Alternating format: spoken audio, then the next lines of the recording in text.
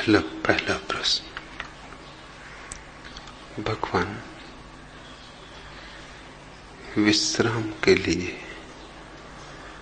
अनंत आकाश में उड़ने वाला पक्षी घास का छोटा सा घोंसला बनाता है और विश्राम के लिए आदमी ने पहले गुफा खोजी और फिर झोंपड़ा और मकान बनाया, और आप आज अनहद में विश्राम की चर्चा शुरू कर रहे हैं। भगवान, यह अनहद में विश्राम क्या है, यह हमें समझाने की कृपा करें।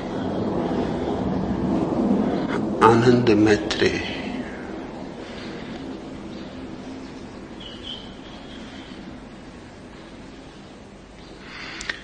विश्राम के लिए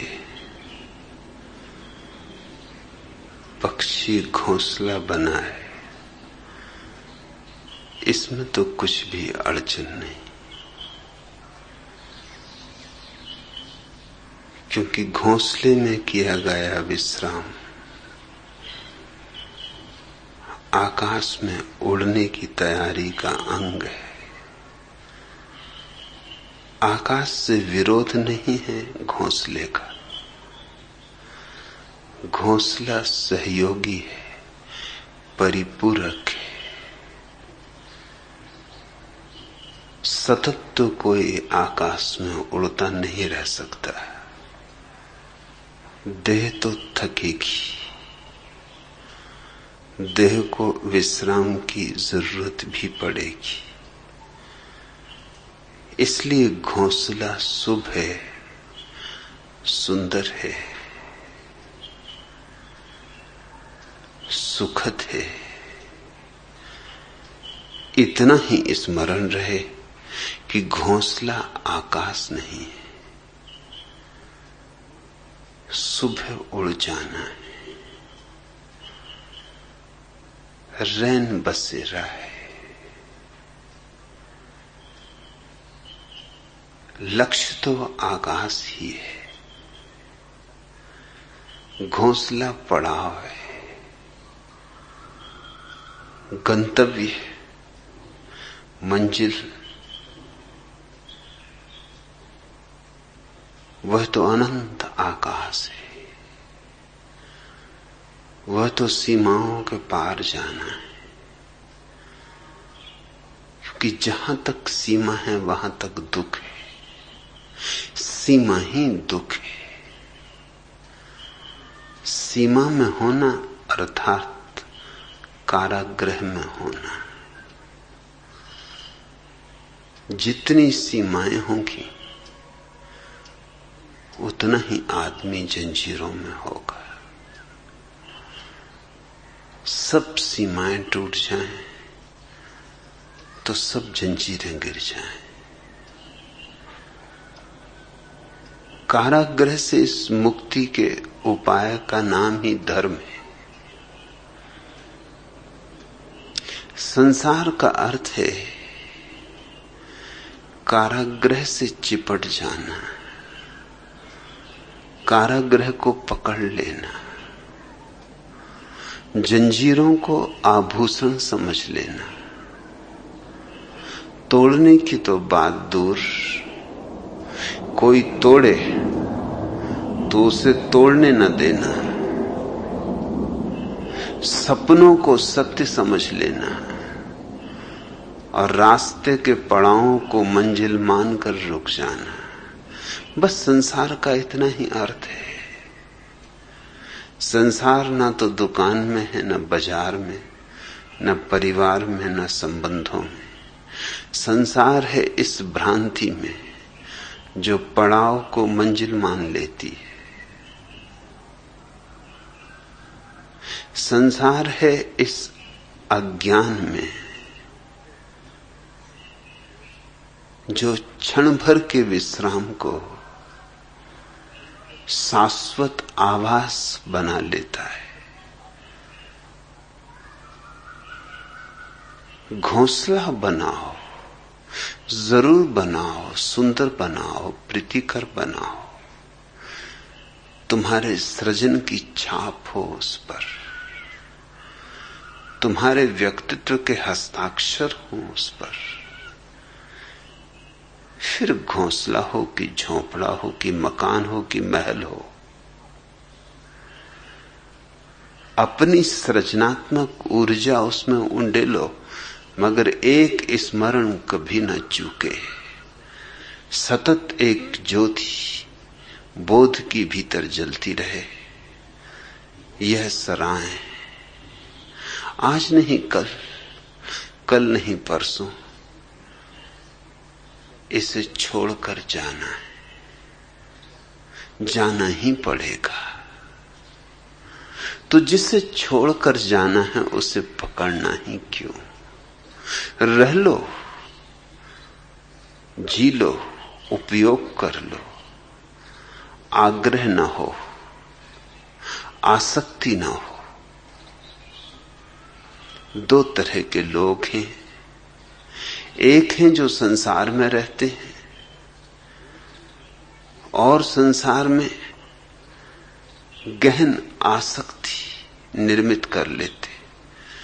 दूसरे हैं जो संसार से भाग खड़े होते, जिनको हमने सदियों तक सन्यासी कहा है। थे वे केवल भगोड़े, उन्हें हमने पूजा है, उनकी हमने अर्चना की है, उनके लिए हमने दिए जलाए, धूप बारी, उनके ऊपर हमने फूल चढ़ाए, केसर छिड़की, क्योंकि हमें लगा कि अपूर्व, अद्वितीय, असंभव कार्य उनने कर दिखाया है, हमसे तो छूटता नहीं। और वे छोड़कर चले गए, लेकिन उनसे भी छूटा नहीं है। असल में कहीं पकड़ ना जाएं, इस डर से भाग खड़े हुए। छूटने में और छोड़ने में फर्क है। छूटना तो बोध की प्रक्रिया है, वह तो सम्यक जागरण है, उसकी सहज निष्पत्ति है। दो फकीर एक जंगल में यात्रा करते थे, गुरु और शिष्य। बूढ़ा गुरु, युवा शिष्य। युवा शिष्य बहुत हैरान था। हैरान था इसलिए कि ऐसी बात उसने अपने गुरु में कभी देखी ही न थी। कुछ नई ही बात हो रही थी आज। गुरु बार बार अपनी झोली में हाथ डाल के कुछ टटोल लेता था। थोड़ी देर में फिर झोली में उसका जी अटका था। शिष्य सोचता था कि क्या झोली में है आज। उसे कभी चिंतित नहीं देखा, उसे कभी झोली में बार बार झांकते नहीं देखा। आज क्या माजरा है। फिर सांझ होने लगी, सूरज ढलने लगा। वे कुएं पर हाथ मुंह धोने, थोड़ा विश्राम करने, थोड़ा कलेबा कर लेने को रुके। गुरु पानी भरने लगा। झोला उसने अपने शिष्य को दिया और कहा, जरा संभाल के रखना। ऐसा भी उसने कभी कहा न था। झोला यूं ही रख देता था, न मालूम कितने घाटों पर और न मालूम कितने कुओं पर रुकना हुआ था। आज क्या बात है। उत्सुकता जगी। जब गुरु पानी भरने लगा तो शिष्य ने झांक कर झोले में देखा। सोने की एक ईंट झोले में थी। सब राज खुल गया। उसने ईंट को तो निकाल के झोले के बाहर कुएं के पास फेंक दिया एक गड्ढे में, और उसी वजन का एक पत्थर झोले में रख दिया। गुरु ने जल्दी से हाथ मुंह धोया, नाश्ता किया, बीच बीच में झोले पे नजर भी रखी, एक दो बार चेताया भी शिष्य को कि झोले का ख्याल रखना। शिष्य हंसा, उसने कहा पूरा ख्याल, आप बिल्कुल निष्फिक्र रहें, चिंता की अब कोई बात ही नहीं।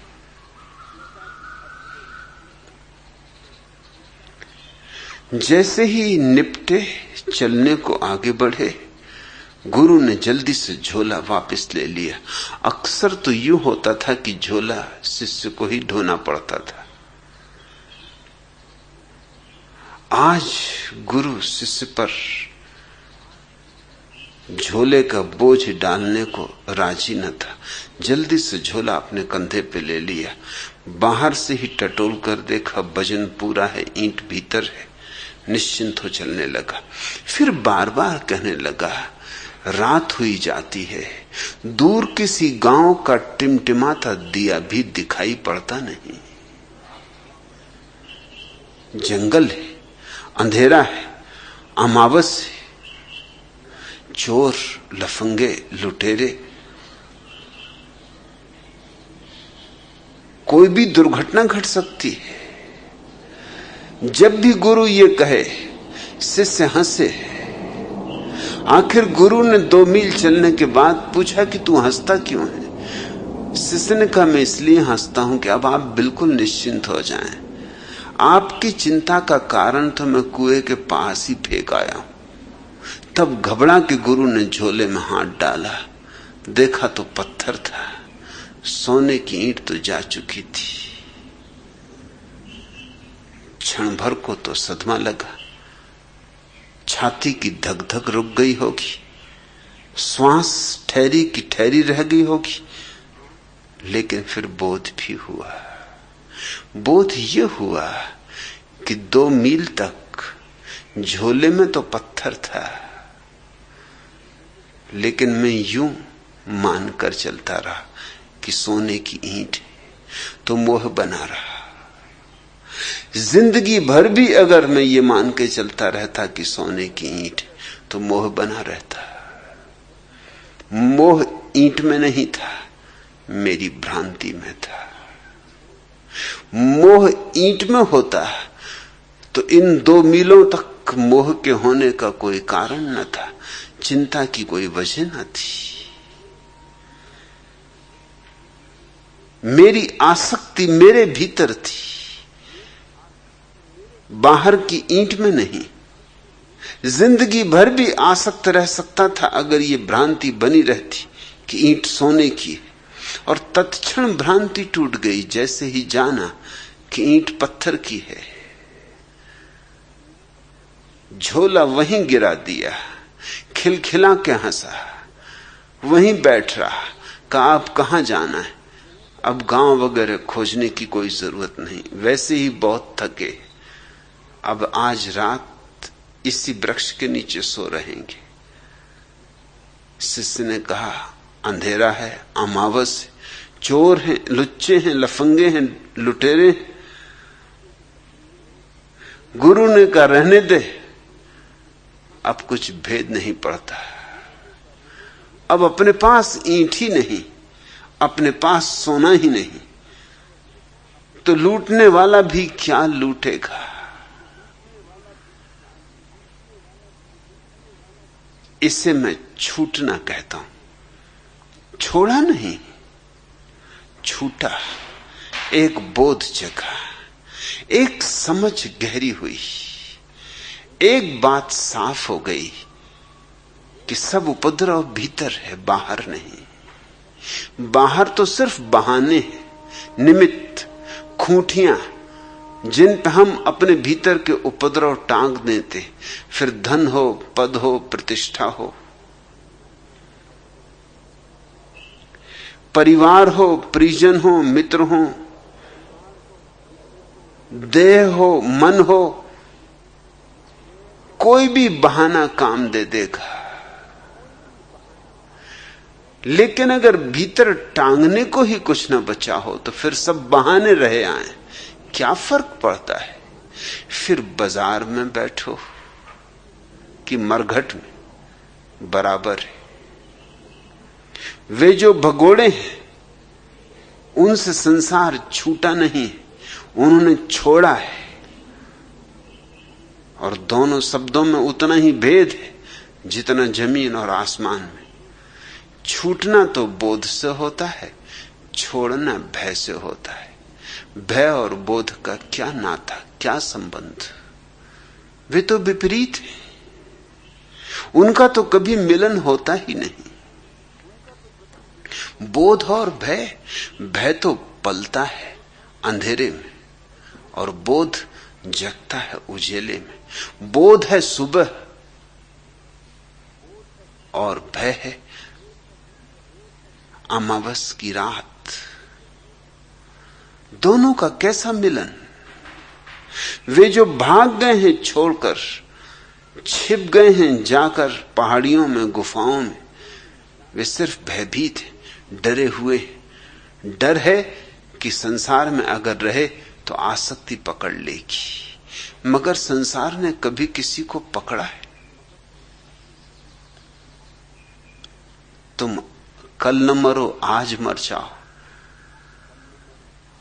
तो संसार तुम्हें क्षण भर न रोकेगा कि न जाओ, कि ठहरो, कि कुछ देर तो ठहरो, तुम्हारे बिना कैसे चलूंगा, कि तुम्हारे बिना सब अस्त व्यस्त हो जाएगा, अराजकता हो जाएगी। तुम नहीं तो फिर जिंदगी कहां? रुक जाओ, ठहर जाओ थोड़ी देर और, जरा संभल लेने दो, परिपूरक खोज लेने दो, फिर चले जाना। ऐसी जल्दी क्या है? कल के मरते आज मर जाओ, संसार को क्या पड़ी? कुछ अंतर ही नहीं पड़ता। कितने लोग आए, कितने लोग गए, कितने लोग आते रहे जाते रहे, कितने लोग आते रहेंगे जाते रहेंगे। संसार अपनी जगह है, संसार तुम्हें पकड़ता नहीं, तुम संसार को पकड़े हुए हो। इसलिए छोड़कर कहां भाग रहे हो? अगर पकड़ने की आदत तुम्हारी है तो तुम्हारे साथ चली जाएगी। उसे कैसे छोड़ोगे? वह तो भीतर है। तो हो सकता है महल छोड़ दो, झोंपड़ा पकड़ लोगे। सिंहासन छोड़ दो, लंगोटी पकड़ लोगे। तिजोरियां छोड़ दो, भिक्षा पात्र पकड़ लोगे। राज्य छोड़ दो, कुछ अंतर ना पड़ेगा। एक वृक्ष के नीचे बैठ रहोगे, उस पर कब्जा कर लोगे कि ये मेरा वृक्ष, इसके नीचे कोई और अड्डा ना जमाए, किसी और की धुनी ना लगे। पकड़ोगे तुम जरूर, क्योंकि पकड़ कहीं यूं जाती है। पकड़ तो केवल समझ से जाती। इसलिए मैं अपने सन्यासी को कहता हूं, भागना मत। भागना है भय, और भय तो कायरता है, और कायर तो संसार भी नहीं पा सकता। सत्य को क्या खाक पाएगा? इसलिए मेरे मन में भगोड़ों के प्रति कोई आदर नहीं, कोई सम्मान नहीं।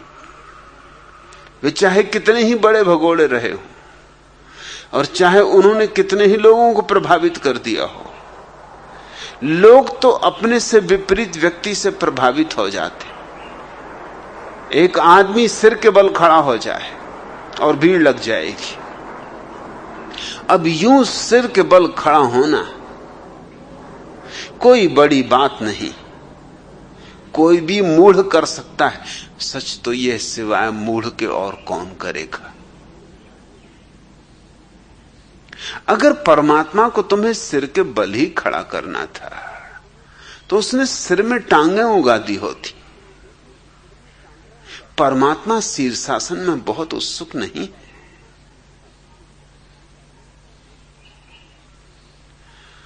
अगर परमात्मा को ही तुम्हें कांटों की सेज पे लिटाना होता तो तुम्हारे साथ ही कांटों की सेज भेजती होती, इंतजाम कर दिया होता। उसने तुम्हारे प्रवास के लिए पूरा इंतजाम करके भेजा है। अगर परमात्मा उत्सुक होता तुम्हारे उपवासों में तो उसने तुम्हें भूखा रखने की कला ही सिखा दी होती। अरे जो भूख दे सका वो भूखापन नहीं दे सकता था।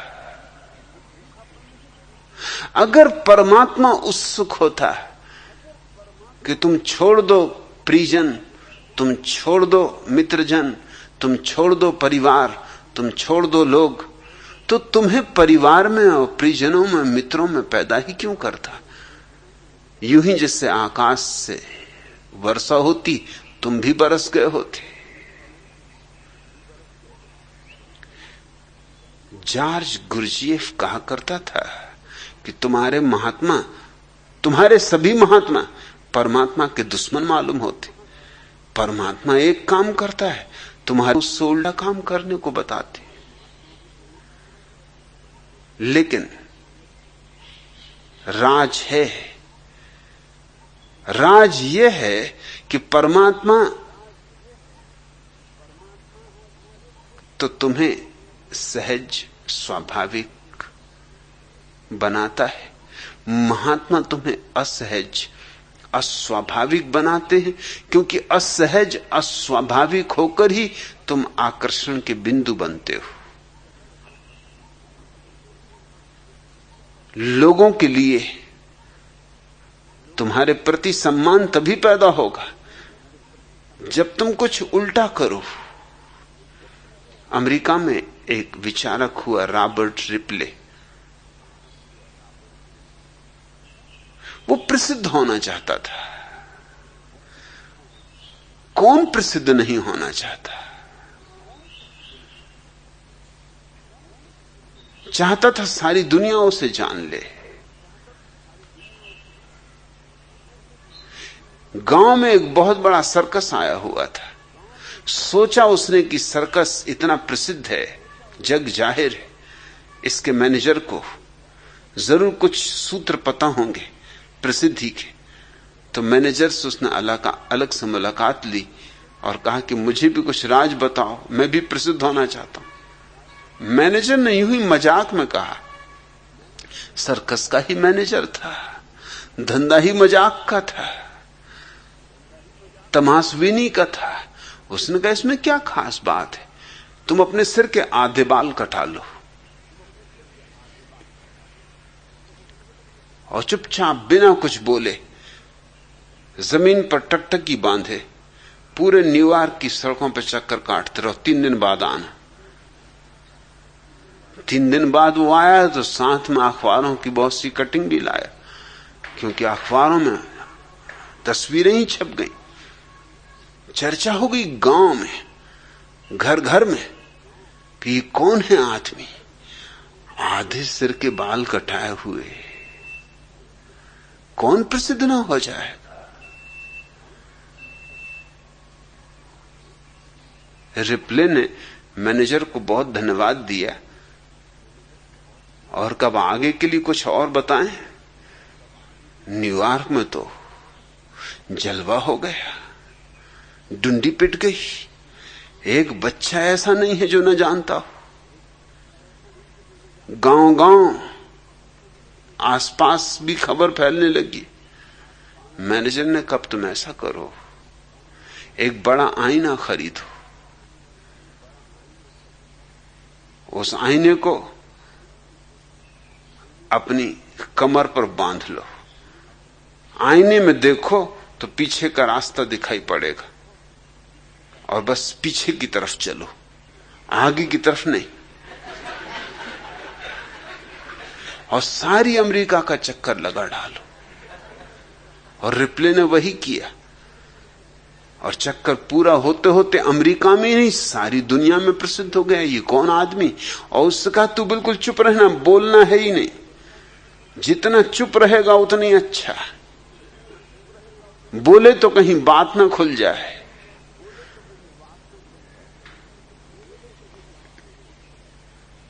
बुद्धिमान आदमी का बोलना अच्छा, बुद्धू का चुप रहना अच्छा, क्योंकि बुद्धू चुप रहे तो बुद्धिमान मालूम होता है।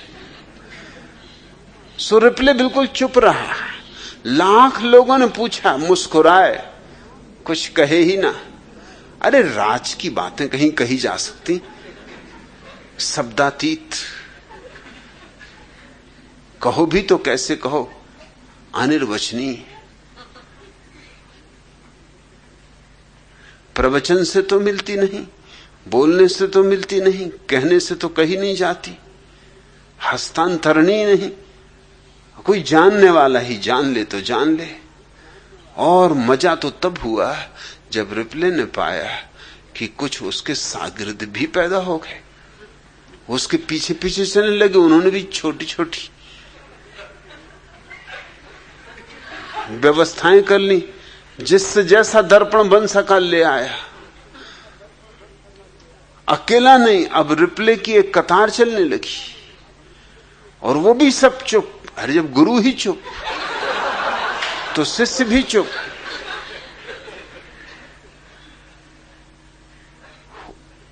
कुछ भी जो सामान्य नहीं, असामान्य है, जो स्वाभाविक नहीं है, अस्वाभाविक है, उससे लोग प्रभावित होते। लोगों को प्रभावित करना अहंकार की बड़ी गहरी अभिप्सा है। ये जो भगोड़े हैं, इनसे लोग प्रभावित हुए। इनसे प्रभावित होने का कुल कारण इतना था कि ये कुछ कर रहे थे जो अस्वाभाविक था। स्वाभाविक आदमी से कौन प्रभावित होगा? जापान का एक सम्राट सद्गुरु की तलाश कर रहा था, बहुत तलाश की, सद्गुरु न मिला सो न मिला। जो जो नाम ज्ञात थे, परिचित थे, पहचाने थे, वहां वहां गया, लेकिन तृप्ति न हुई। अपने बूढ़े वजीर से पूछा कि मैं तो युवा हूं, तुम तो बूढ़े हुए, तुम्हें तो कुछ पता होगा, कोई तो ऐसा आदमी होगा। वो बूढ़ा हंसने लगा। उसने कहा आदमी तो हैं, लेकिन तुम न पहचान सकोगे, क्योंकि सच्चा सद्गुरु बिल्कुल सहज स्वाभाविक होगा। उसमें कोई सींग थोड़ी निकले होते जो तुम पहचान लोगे। तुम तलाश कर रहे हो किसी उल्टे सीधे आदमी की।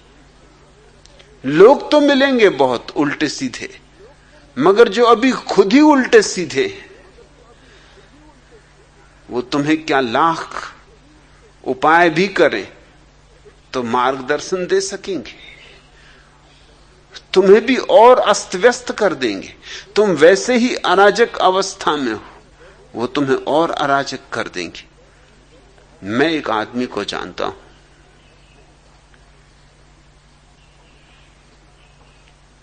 सम्राट तो उत्सुक था, वजीर को कहा मैं चलने को राजी हूं। वे दोनों गए मिलने उस फकीर को। वजीर तो चरणों पर गिर पड़ा फकीर के, लेकिन सम्राट उस आदमी को देख के इस योग्य न पाया कि इसके चरणों में गिरे। आदमी बिल्कुल साधारण था और काम भी क्या कर रहा था, लकड़ियां काट रहा था। अब कहीं सद्गुरु लकड़ी काटते कि कहीं महावीर लकड़ी काटते मिल जाएं, कि बुद्ध लकड़ी काटते मिल जाएं। सद्गुरु कहीं लकड़ियां काटते? सम्राट ने अपने वजीर से कहा कि यह आदमी लकड़ियां काट रहा है, इसकी क्या खूबी है? वजीर ने कहा इसकी यही खूबी है, इसी से पूछो कि इसकी साधना क्या है। तो पूछा फकीर से कि तेरी साधना क्या है। फकीर कोई और न था, ज़ेन सदगुरु था बुकोच। उसने कहा मेरी कोई साधना नहीं, जब भूख लगती है तो भोजन कर लेता हूं और जब नींद आती तो सो जाता हूं। मेरी कोई और साधना नहीं। सम्राट ने कहा लेकिन ये कोई साधना हुई? ये भी कोई साधना हुई? यह तो हम सभी करते हैं, जब भूख लगती भोजन करते, जब नींद आती सो जाते। बोकुजू ने कहा कि नहीं, इतने जल्दी निष्कर्ष ना लो।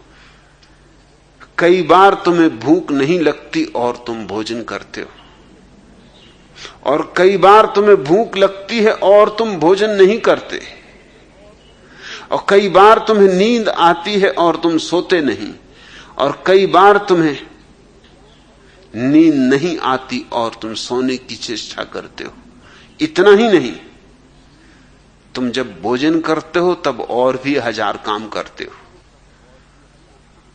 यंत्रवत भोजन करते रहते हो, और मन न मालूम किन किन लोकों में भागा रहता है। और जब तुम सोते हो तब तुम सिर्फ सोते ही नहीं, कितने कितने सपने देखते हो, कहां कहां नहीं जाते, क्या क्या नहीं करते। मन का व्यापार जारी रहता है। मैं जब भोजन करता हूं तो सिर्फ भोजन ही करता हूं, बस भोजन ही करता हूं। उस वक्त भोजन करने के सिवाय भोकुजू में और कुछ भी नहीं होता। और जब सोता हूं तो सिर्फ सोता हूं, उस समय सोने के सिवाय बोकुजू में और कुछ भी नहीं होता। और जब मुझे नींद आती तो मैं एक क्षण भी टालता नहीं, तत्क्षण सो जाता।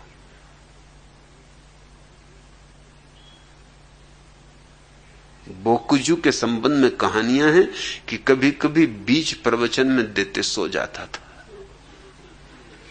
नींद आ गई तो बोकुजू क्या करे, इतना नैसर्गिक आदमी। और ब्रह्म मुहूर्त में नहीं उठता था। और जब किसी ने पूछा उससे कि फकीर को तो ब्रह्म मुहूर्त में उठना चाहिए, तुम ब्रह्म मुहूर्त में नहीं उठते? बोकुजू ने कहा मैंने परिभाषा बदल ली अनुभव से, फकीर जब उठे तब ब्रह्म मुहूर्त। जब नींद खुले तो भीतर का ब्रह्म जागना चाहता है, ये ब्रह्म मुहूर्त। और जब भीतर का ब्रह्म सोना चाहता है, तुम अलार्म भर के और जबरदस्ती उठने की कोशिश कर रहे हो, ठंडा पानी छिड़क रहे हो आंखों पर, राम राम जप रहे हो, भाग दौड़ कर रहे हो, दंड बैठक लगा रहे हो कि किस तरह नींद टूट जाए, क्योंकि स्वर्ग जो जाना है। ब्रह्म मुहूर्त में जगे बिना स्वर्ग तो जा ना सकोगे।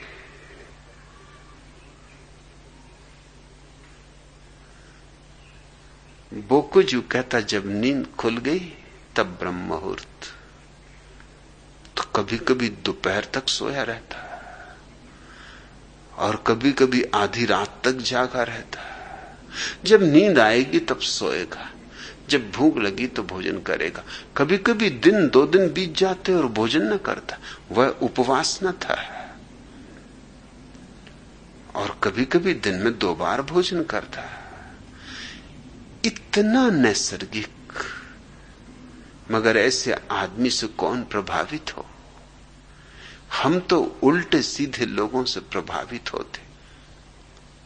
इसलिए भगोड़ों ने मनुष्य को बहुत ज्यादा प्रभावित किया। वे हमसे उल्टे थे, और हमसे उल्टे थे इसलिए मैं तुमसे कहता हूं हमसे जरा भी भिन्न न थे। हम जैसे ही थे, बस हम पैर के बल खड़े हैं, वो सिर के बल खड़े थे। हम सोने के पीछे दीवाने, वो डरते थे कि कहीं सोना छू ना जाए। हम स्त्रियों के पीछे भागे जा रहे हैं, वो स्त्रियों के प्रति पीठ करके भागे जा रहे थे, मगर भाग जारी थी और दोनों का केंद्र स्त्री थी। एक स्त्री की तरफ भाग रहा है, एक स्त्री से भाग रहा है, मगर दोनों की नजर स्त्री पर अटकी। एक कहता है कि स्त्री में ही स्वर्ग है और एक कहता है स्त्री नरक का द्वार है, मगर दोनों के लिए स्त्री महत्वपूर्ण है। किसी के लिए स्वर्ग का द्वार, किसी लिए नरक का द्वार, मगर द्वार स्त्री ही है। मगर स्त्री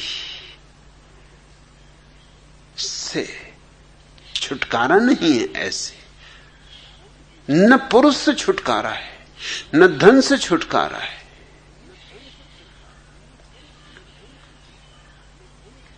विश्राम बनाने के लिए, विराम में जाने के लिए पक्षी घोंसले बनाते हैं, मनुष्य झोंपड़े बनाते हैं या महल बनाते हैं। कुछ बुरा नहीं, बस इतनी ही याद रहे कि उन सीमाओं में आबद्ध न हो जाना। वे सीमाएं तुम्हारी सीमाएं नहीं, कोई सीमा तुम्हारी सीमा नहीं। रहो जरूर, मगर अतिथि की तरह रहना, आतिथेय मत हो जाना, मेहमान की तरह रहना, मेजबान न हो जाना। तो फिर तुम जहां हो वहीं सन्यासी हो। आनंद मैत्रेय, तुमने पूछा कि विश्राम के लिए अनंत आकाश में उड़ने वाला पक्षी घास का छोटा सा घोंसला बनाता है। वो उड़ने के लिए जरूरी है। उड़ने के लिए शक्ति संयोजित करनी होगी, जागने के लिए सोना होगा, भागने के लिए बैठना होगा।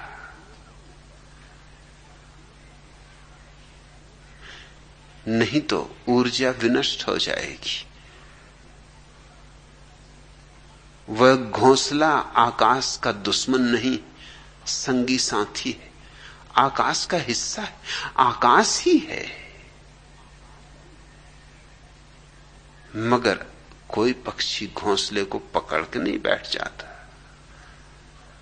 तुमने देखा, अंडे फूटते हैं, नए पक्षी पैदा होते हैं, रुकते हैं तब तक घोंसले में जब तक उड़ने के योग नहीं हो जाते, और जिस दिन उड़े कि उड़े, फिर लौट कर आते ही नहीं।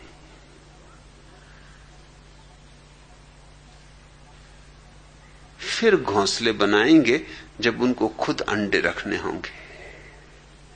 जरूरत है तो उपयोग करो, संसार का उपयोग करो। संसार नहीं बांधता है। संसार से भागो मत, जागो। तुम कहते हो और विश्राम के लिए आदमी ने पहले गुफा खोजी, फिर झोंपड़ा मकान बनाया, और आज आप अनहद में विश्राम की चर्चा शुरू कर रहे हैं। ये अनहद में विश्राम अंतिम विश्राम है, ये आखिरी घोंसला है।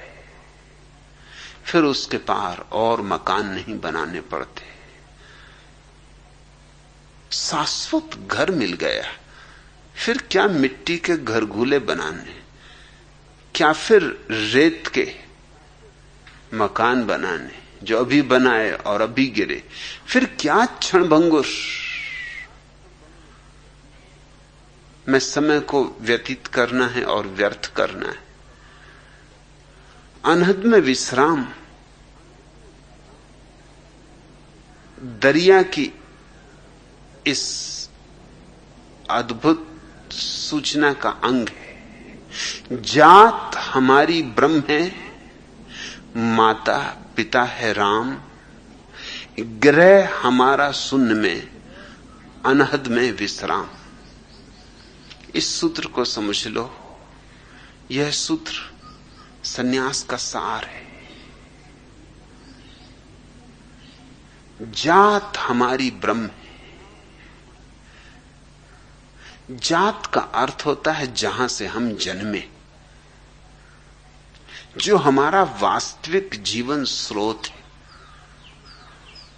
इसलिए तुम्हारी जात हिंदू नहीं और मुसलमान नहीं और ईसाई नहीं, क्योंकि बच्चा जब पैदा होता है उसे पता ही नहीं होता कि हिंदू है कि ईसाई है कि मुसलमान। बच्चा जब पैदा होता है तो न तो संस्कृत बोलता है, न अरबी बोलता है,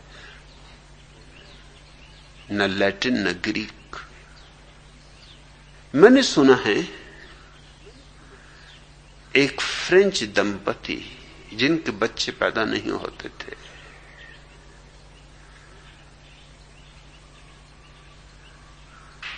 एक अनाथाश्रम से एक स्वीडिश बच्चे को गोद ले लिए। जिस दिन उन्होंने स्वीडिश बच्चे को गोद लिया, फ्रेंच दंपति ने, दोनों ने ही एक स्वीडिश शिक्षिका रख ली और स्वीडिश भाषा सीखने लगे। अचानक पास पड़ोस के लोगों ने पूछा कि क्या हुआ, स्वीडिश भाषा किस लिए सीख रहे हो? क्या स्वीडन में बस जाने का इरादा है या कि स्वीडन की लंबी यात्रा पर जा रहे हो? उन्होंने कहा नहीं नहीं, एक स्वीडिश बच्चे को गोद लिया है, इसके पहले कि वो बड़ा हो और स्वीडिश भाषा में बोलना शुरू करे, हमें कम से कम स्वीडिश तो सीख लेनी चाहिए। नहीं तो हम समझेंगे क्या खाक कि वो क्या बोल रहा है। बच्चे ना तो स्वीडिश बोलते, ना फ्रेंच, ना हिंदी, ना अंग्रेजी। बच्चों की कोई भाषा नहीं होती, शून्य उनकी भाषा होती, मौन उनकी भाषा होती, और उनकी कोई जात नहीं होती। हिंदू नहीं, मुसलमान नहीं, ईसाई नहीं, सब जातें हम थोप देते हैं। और क्या गजब हुआ है, जातों पर जाते थोपे चले जाते। हिंदू होने से ही काम नहीं चलता, फिर उसमें ब्राह्मण, फिर उसमें क्षत्रिय, फिर वैश्य, फिर शूद्र, इतने से भी काम नहीं चलता। फिर अब ब्राह्मणों में भी कोकणस्थ और देशस्थ।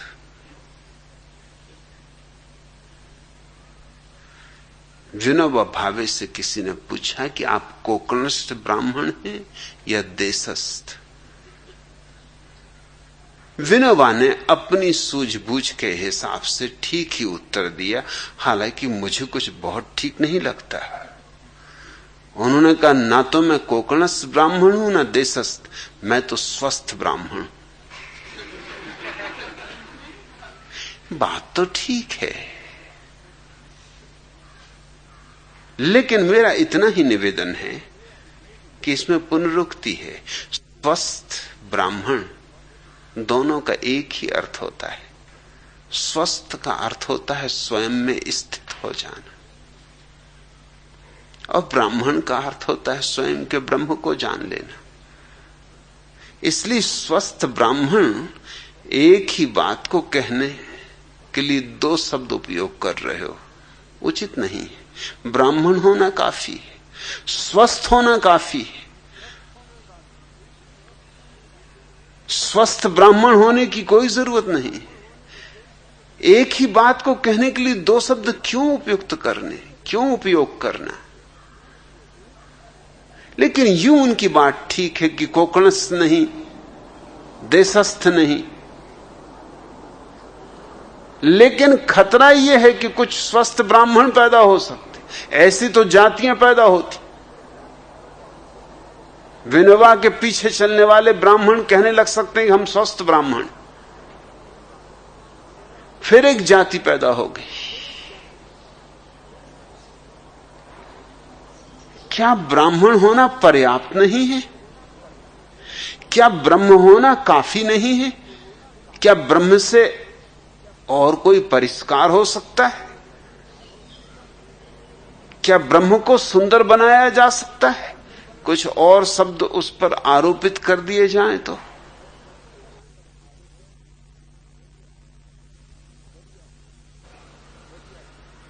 दरिया ठीक कहते हैं, जात हमारी ब्रह्म। तो न तो हम हिंदू हैं, न मुसलमान, न ईसाई, न ब्राह्मण, न शूद्र, न क्षत्रिय, न वैश्य। हम ब्रह्म से आए।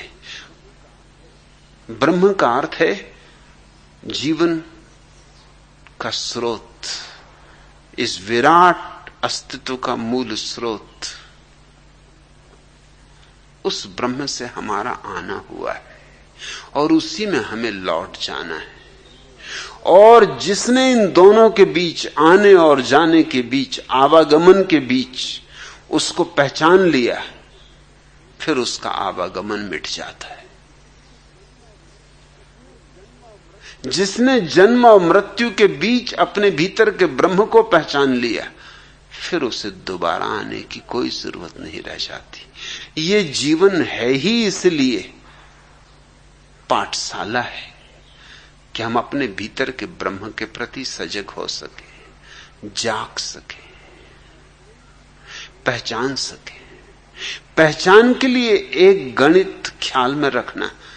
मछली सागर में पैदा होती, लेकिन जब तक सागर में रहेगी उसे पता ही नहीं चलेगा कि सागर क्या है।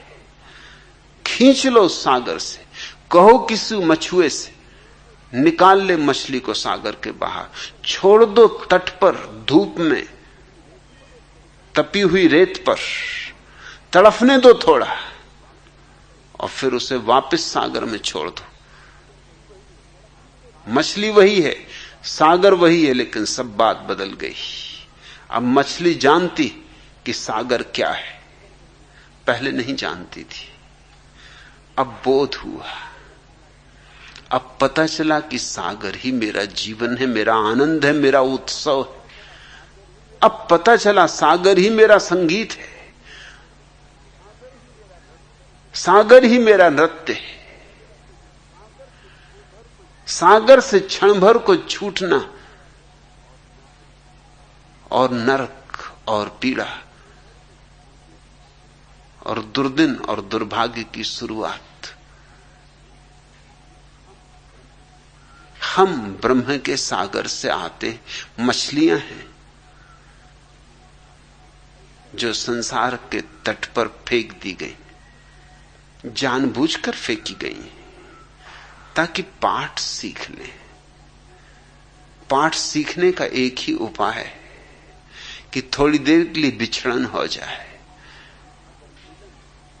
अगर मिलन कभी टूटे ही ना तो बोध नहीं होता। एक बहुत बड़े अमीर ने जीवन के अंतिम दिनों में तय किया कि सब मैंने पा लिया, धन, पद, प्रतिष्ठा, हीरों के ढेर लग गए, लेकिन सुख तो मैंने जाना नहीं, क्षण भर को न जाना। धन को पाने में दुख उठाया, धन पाके कुछ सुख मिलता नहीं। धन तो है लेकिन सुख कहां। और जीवन की अंतिम घड़ी पास आने लगी, सूरज ढलने लगा है, अब ढला तब ढला, ये उतरने लगा पश्चिम में सूरज, कभी भी रात आ जाएगी। इसके पहले की मौत आए, सुख को तो जानना ही है।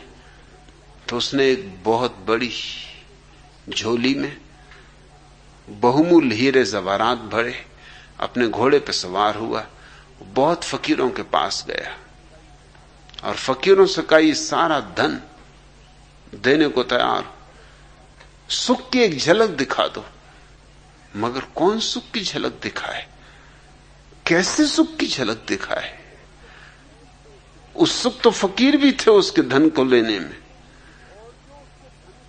और जो उसके धन को लेने में उत्सुक थे वे क्या खाक सुख की झलक दिखाएंगे? अभी तो उनको खुद भी झलक नहीं मिली। अभी तो वो भी सोच रहे हैं कि धन मिल जाए तो शायद झलक मिले, और आंख के होते हुए अंधे हैं। इस आदमी को धन मिल गया और धन का झोला लिए घूम रहा है कि मैं देने को तैयार हूं किसी को भी एक झलक, बस एक झलक, एक नजर भर के देख लूं सुख क्या है कि सब निछावर कर दूंगा। फिर एक सूफी फकीर की उसको खबर मिली। लोगों ने कहा हम तो न दे सकेंगे झलक, सच तो यह है कि तुम्हारा धन देख के हमारे भीतर तुमने लालच जगा दी, हमारी न मालूम कितने दिनों की तपस्या और साधना डगमगा दी। तुम भागो यहां से, ले जाओ अपना धन। हम पहुंचे ही जा रहे थे कि तुमने चुका दिया।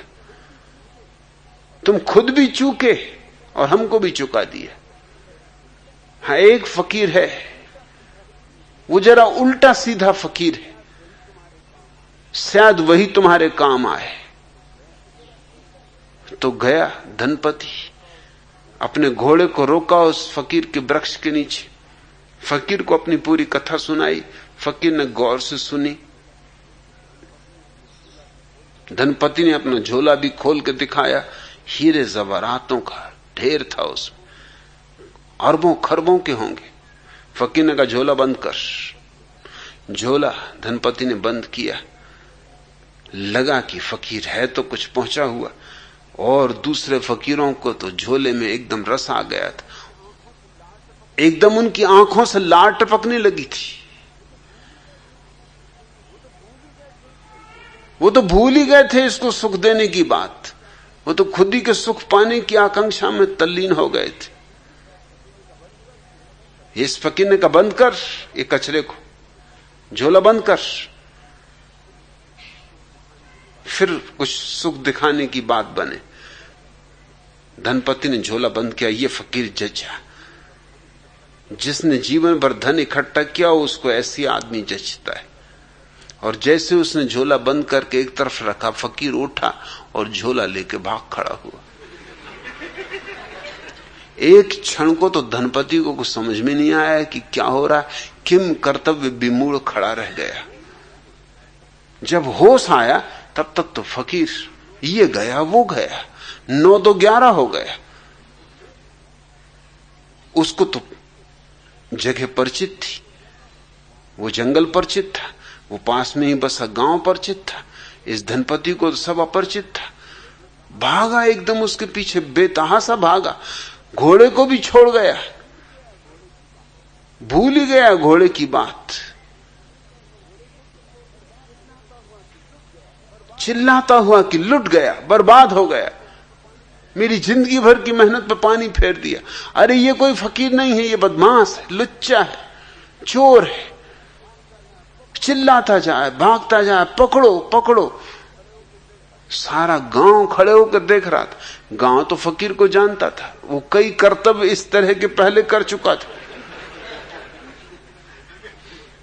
उसके कामों से तो लोग परिचित थे कि वो कुछ उल्टा सीधा करता है, कुछ किया होगा। कोई पकड़ने में उत्सुक नहीं दिखाई पड़ रहा था। और धनपति और भी हैरान था। फिर तो वो गालियां पूरे गांव को देने लगा कि पूरा गांव बदमाशों का, लुच्चों का है। ये फकीर तुम्हारा नेता है या क्या बात है? पकड़ते क्यों नहीं? लोग हंस रहे थे, खिलखिला रहे थे। मैं उसके प्राणों पे बनी थी। हाँपता भागता फकीर का पीछा करता रहा। फकीर वापस पहुंच गया उसी झाड़ के नीचे जहां घोड़ा खड़ा था। अब भी झोले को वहीं रख दिया जहां से उठाया था, झाड़ के पीछे जाके खड़ा हो गया छिपकर। थोड़ी ही दो बाद धनपति भी हाँपता, पसीने से लथपथ, जिंदगी में कभी ऐसा दौड़ा नहीं था, मौका ही ना आया था। झोला देखा, एकदम उठा के छाती से लगा लिया और कहा कि हे परमात्मा, धन्य है तू। किन शब्दों में तेरा आभार करूं। आत्मा को ऐसी शांति मिल रही, ऐसा सुख मिल रहा, कभी नहीं मिल रहा। फकीर बोला मिला, चलो थोड़ा दर्शन तो हुआ, झलक मिली। ये धनपति को पता नहीं था कि वो झाड़ के पीछे छिपा। फकीर बाहर आ गया, अपनी जगह बैठ गया। उसने कहा देख, तू कहता था झलक दिखा दो, दिखा दी। अब अपने घर जा, अब आगे काम तू कर। तब धनपति को बोध आया, चरणों पे गिरा, कहा कि मैं पहचाना नहीं। लुच्चा लफंगा चिल्लाया, गालियां दी, पूरे गांव को गालियां दी। अब मैं समझा कि वो गांव के लोग क्यों तुम्हें नहीं पकड़ रहे थे, वो तुम्हें जानते होंगे,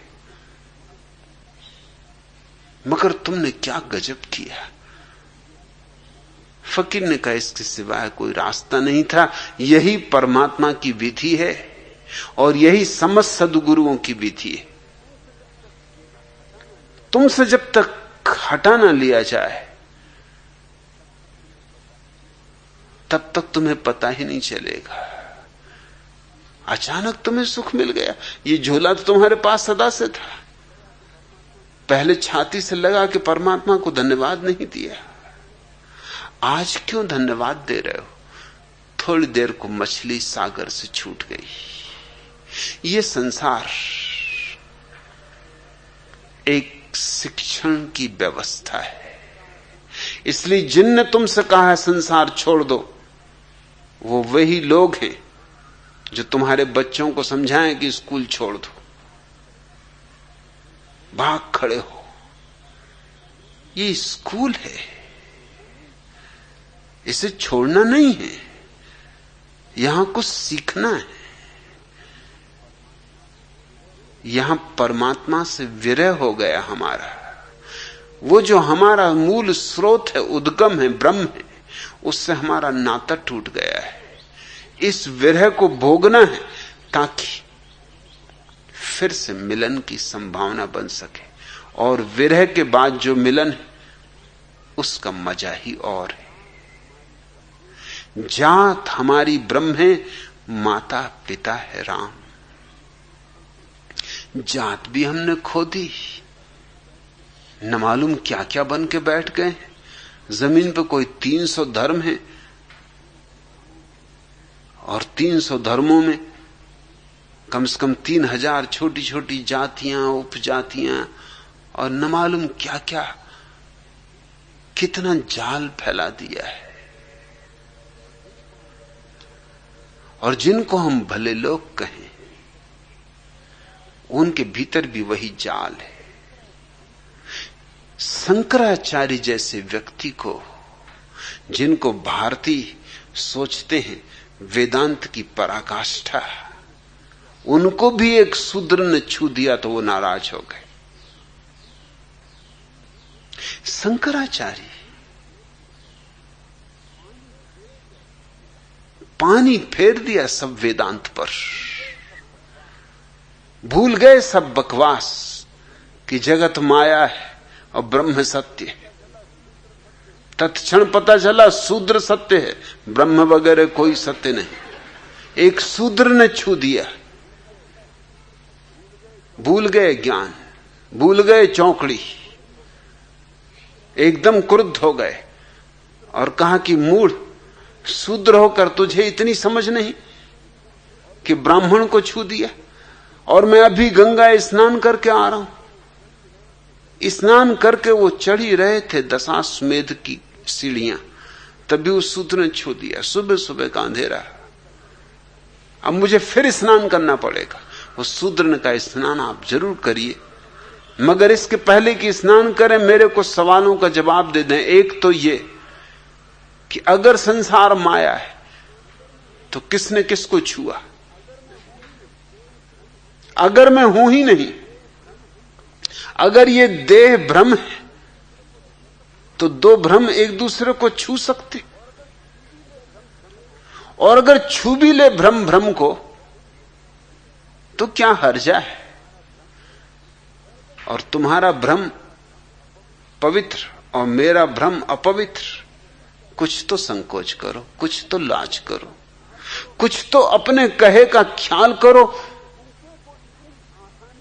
थूके को इतनी आसानी से तो ना चाटो। फिर मैं ये भी पूछता हूं कि गंगा में स्नान करने से शरीर पवित्र हुआ कि आत्मा पवित्र हुई? पानी शरीर को छुएगा कि आत्मा को? अगर शरीर पवित्र हुआ है तो शरीर क्या पवित्र हो सकता है? क्योंकि शरीर तो मिट्टी है। और तुम ही तो समझाते हो कि शरीर में कुछ भी नहीं। ये सारे महात्मा गण समझाते, खासकर स्त्रियों का शरीर में, क्योंकि ये सब लिखने वाले पुरुष हैं। ये तो बड़ी कृपा है कि स्त्रियों ने शास्त्र नहीं लिखे, लिखना चाहिए उन्हें। सारे पुरुष हैं लिखने वाले, स्त्रियों को तो पढ़ने भी नहीं देते। उनके लिए तो बना दिया है कुछ अलग ही हिसाब। रामायण पढ़ो, सत्यनारायण की कथा पढ़ो, कूड़ा करकट, उपनिषद नहीं।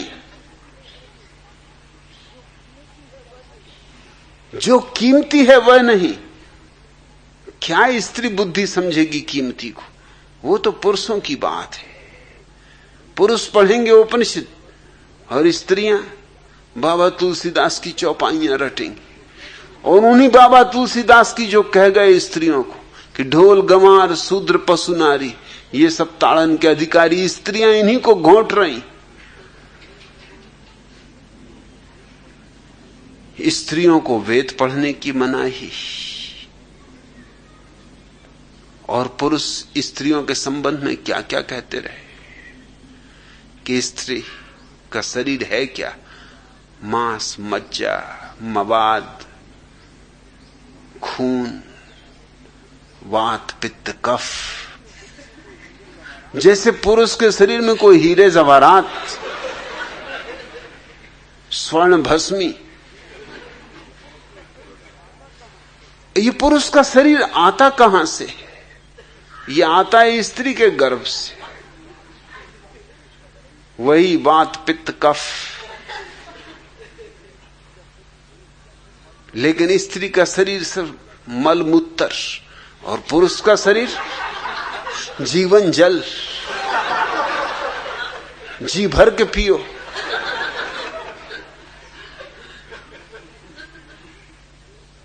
ये देह तो देह है, ये क्या पवित्र होगी? और आत्मा तो पवित्र है ही, उसे कैसे पवित्र करोगे? उस शूद्र ने बड़े बहुमूल्य सवाल उठाए जो बड़े बड़े वेदांती नहीं उठा सके थे। शंकराचार्य अगर किसी व्यक्ति के सामने हतप्रभ हुए तो वह शूद्र था। मगर शंकराचार्य को भी ख्याल नहीं कि जगत को ब्रह्म कह रहे हैं, तो इसका क्या अर्थ होगा? फिर कैसा ब्राह्मण, फिर कैसा शूद्र? जातियों पे जातियां बन गई। बड़ी सेवा में रत हैं लोग, बड़े धार्मिक कार्यों में लगे, मगर मौलिक भ्रांतियां वही की वही। मदर टेरेसा को नोबेल प्राइज मिली क्योंकि उन्होंने गरीबों की बड़ी सेवा की। वह सरासर झूठ बात है, वह सिर्फ पाखंड है, ऊपरी बकवास है, भीतर बात कुछ और है। अनाथालय खोल रखे, विधवा आश्रम खोल रखे। वे तरकीबें हैं कि कैसे स्त्रियां, कैसे अनाथ बच्चे ईसाई हो जाएं, और ईसाई ही नहीं, कैथोलिक ईसाई होने चाहिए। अभी एक प्रोटेस्टेंट परिवार ने अमेरिका से आके मदर टेरेसा से प्रार्थना की कि मैं एक बच्चे को गोद लेना चाहता हूं, हमारा कोई बच्चा नहीं। तो उन्हें फॉर्म दिया गया भरने को, जिस फॉर्म में पहली बात यह थी कि बच्चा तभी गोद मिल सकता है जब आप कैथोलिक ईसाई हो। वो प्रोटेस्टेंट परिवार तो हैरान हुआ। उसने कहा ईसाई हम भी हैं, ईसाई तुम भी हो, थोड़ा सा फर्क है कि हम प्रोटेस्टेंट हैं, तुम कैथोलिक हो, कोई भारी फर्क नहीं। वही बाइबल मानते हम, वही तुम, वही जीसस, वही हम, थोड़े कुछ दो कौड़ी के भेद हैं, और तुम तो मनुष्य जाति की सेवा में तत्पर हो, तुम्हें क्या फर्क पड़ता है? लेकिन नहीं, प्रोटेस्टेंट परिवार को ईसाई होते हुए भी बच्चा गोद लेने का हक नहीं दिया गया। ये सब जालसाजियां हैं, ऊपर बड़ी ऊंची ऊंची बातें। ये अनाथालय, ये विधवा आश्रम, ये दीन दरिद्रों की सेवा और कुछ भी नहीं है सिवाय कैथोलिक ईसाई धर्म का प्रचार। कैसे कैथोलिकों की संख्या दुनिया में बढ़ जाए। पुराने समय में लोग एक दूसरे से तर्क वितर्क करके तय करते थे कि कौन सही है। फिर बात और बिगड़ी, तर्क वितर्क का जमाना गया, क्योंकि तर्क वितर्क वर्षों लेते हैं फिर भी निर्णायक नहीं होते।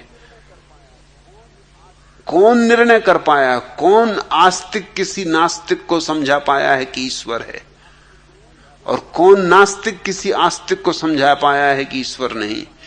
कौन जैन हिंदू को समझा पाया है, कौन हिंदू जैन को समझा पाया है। वो समझाने का मामला बहुत लंबा है, इसलिए मुसलमानों ने संक्षिप्त मार्ग लिया, तलवार। कहां की बकवास में पड़े हो, निपटारा अभी करो, नगद करो,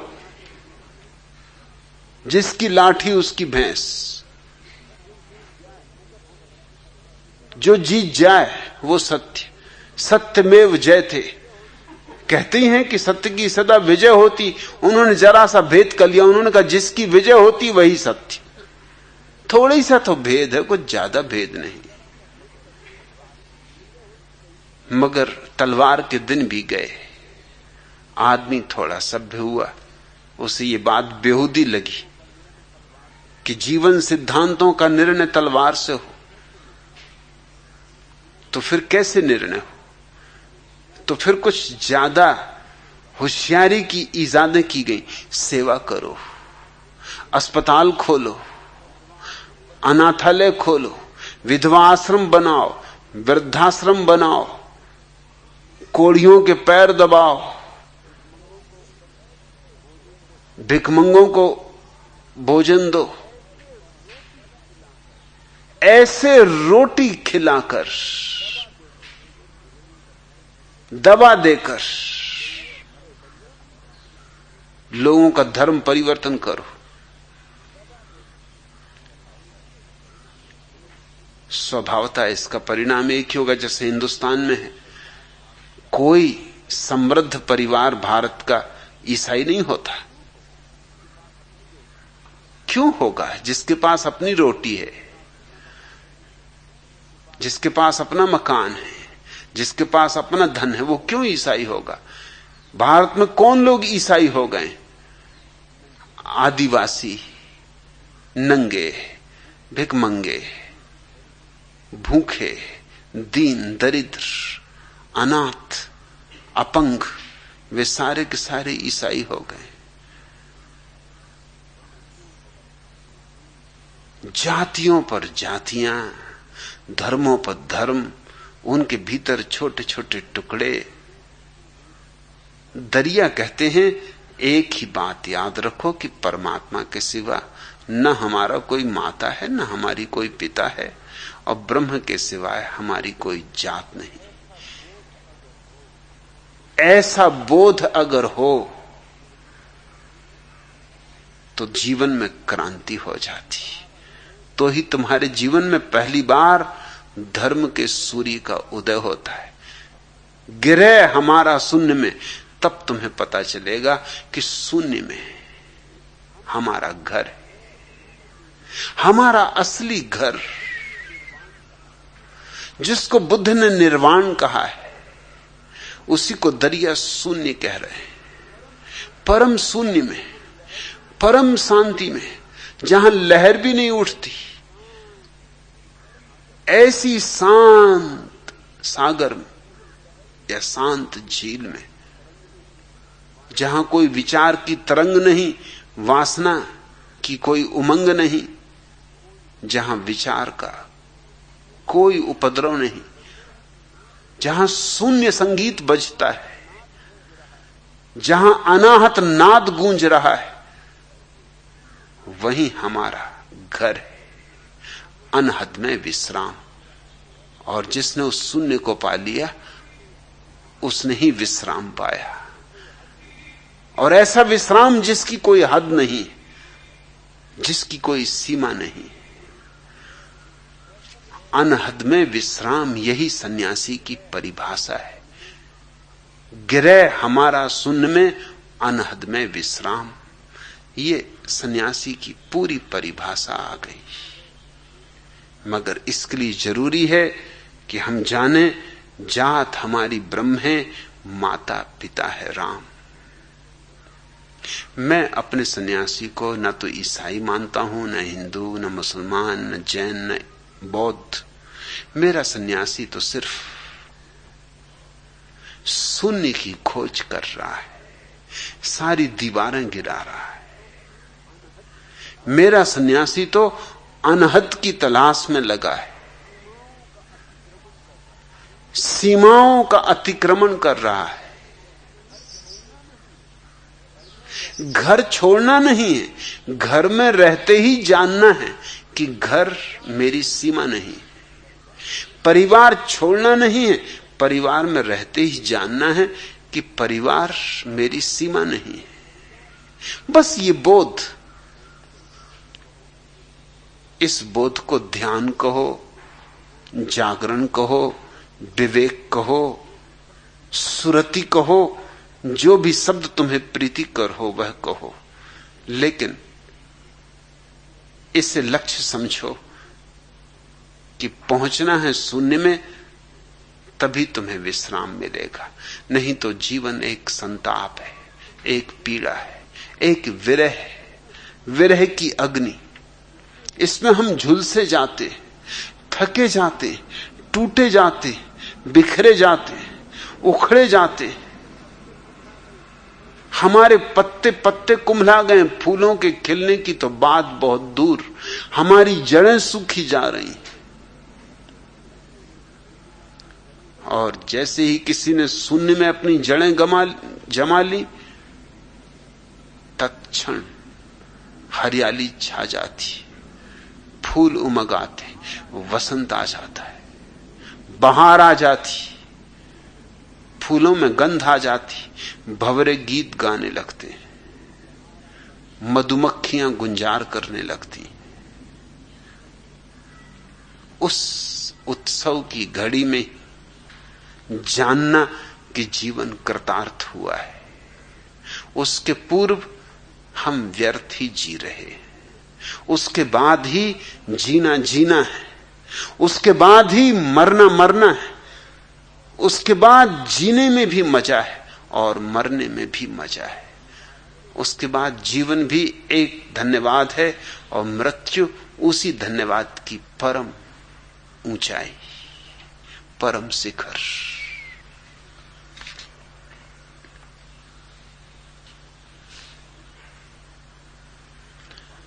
दूसरा प्रश्न, भगवान, क्या किसी संत के दिए हुए मंत्र को दोहराने से हम मुक्ति नहीं पा सकते?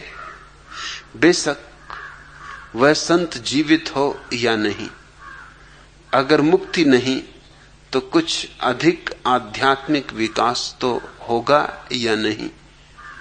और क्या यह सच है कि कभी कोई मंत्र के शब्दों का मतलब जानने की कोशिश नहीं करनी चाहिए, क्योंकि मतलब जानने से तो सिर्फ यही ही होगा कि मन सोच विचार और कल्पना में भाग लेने लगेगा। मैं इसलिए ये सवाल पूछ रहा हूं क्योंकि मैंने सुना है कि आप मंत्र के बहुत खिलाफ हैं और कहते हैं कि मंत्र जपना सिर्फ बेवकूफों और मूर्खों के लिए है। नवल किशोर डीडी।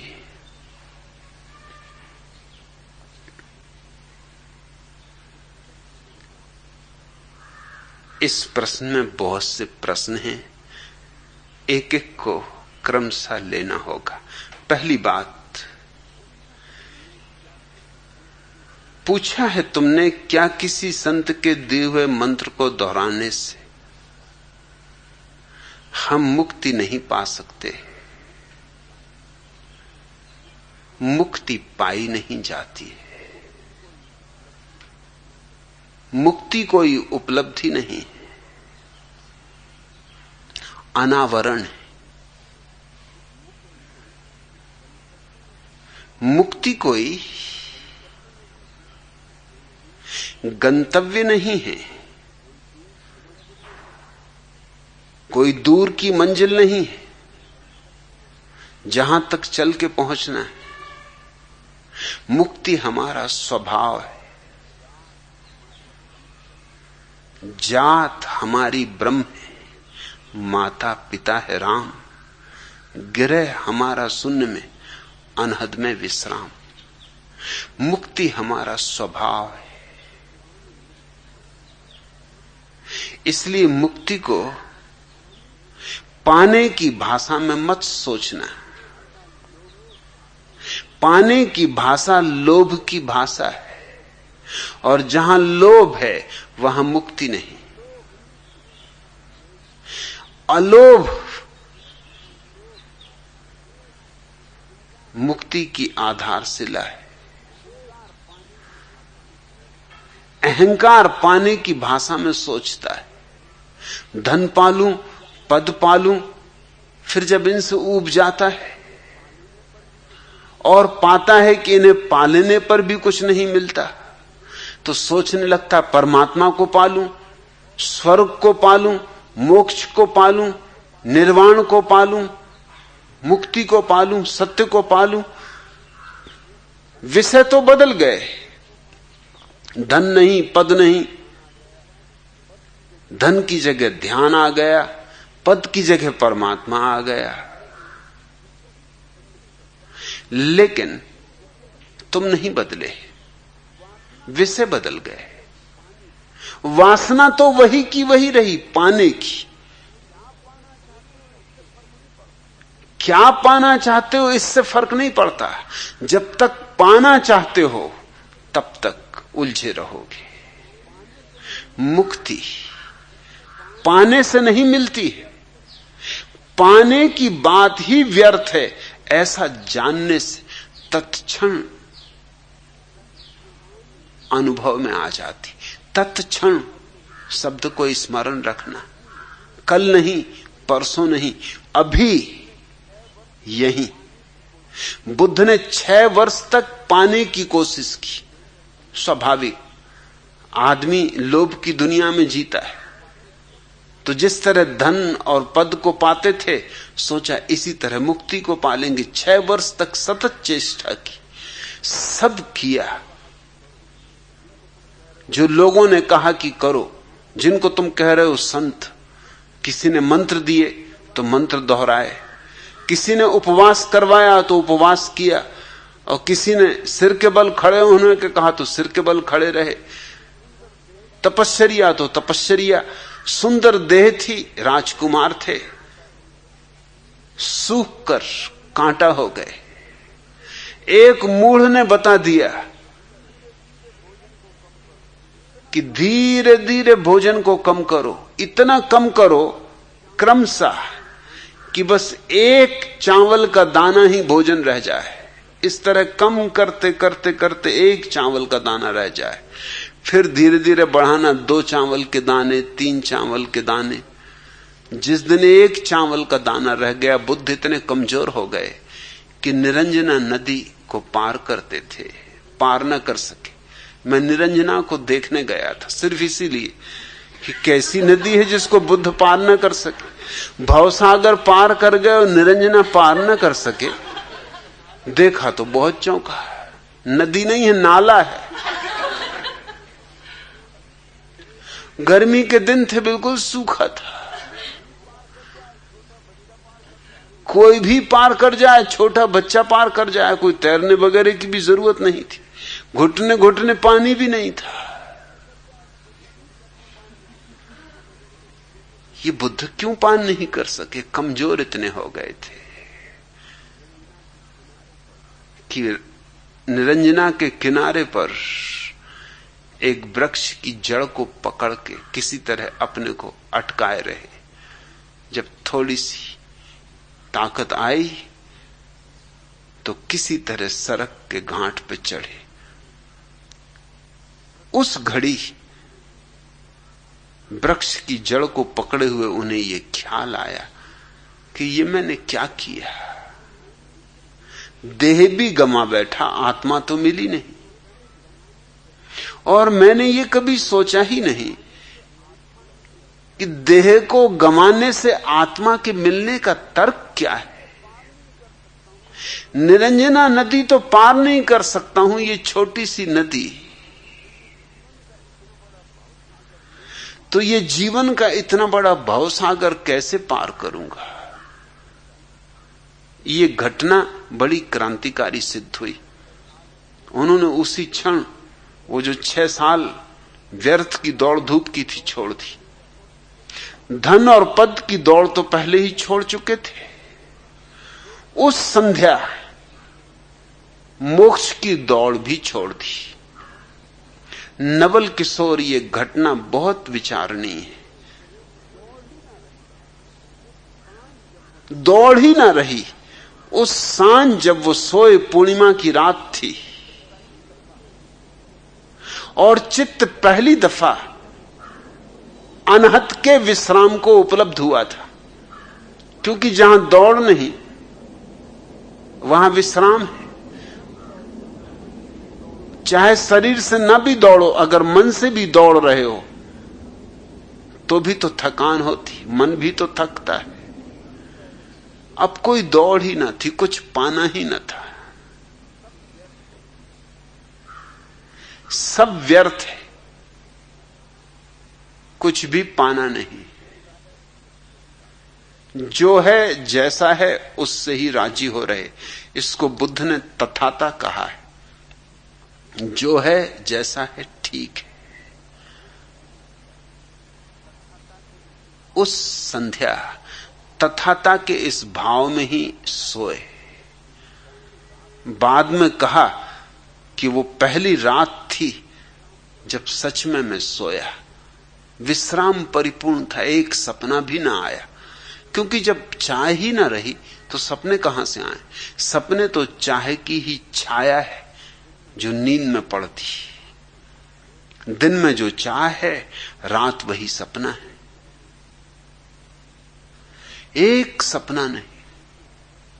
और सुबह जब आंख खुली तो कहा बाद में कि ऐसा विश्राम कभी पाया ही न था। ऐसी शांति छाई थी, रोआ रोआ विराम में था, विश्राम में था। न कुछ करना था, न कहीं जाना था, न कुछ पाना था। सब मोह छूट गए, संसार के भी और परलोक के भी। और तभी देखा कि रात का आखिरी तारा डूब रहा है। जैसे जैसे वो तारा डूबा, वैसे वैसे ही भीतर अगर कोई कहीं धूमिल सी रेखा भी रह गई होगी लोभ की, वो भी विलुप्त हो गई। आखिरी तारे के डूबने के साथ ही बुद्ध को महापरिनिर्वाण उपलब्ध हुआ। अनहद में विश्राम पाया। गिरह हमारा शून्य में, शून्य में घर मिल गया। सवाल उठता है कि बुद्ध ने 6 साल की तपश्चर्या के कारण बुद्धत्व पाया या तपश्चर्या को छोड़ने के कारण बुद्धत्व पाया। 2500 वर्षों में बौद्ध विचारक इस पर मंत्रणा करते रहे, विचारना करते रहे, विवाद करते रहे।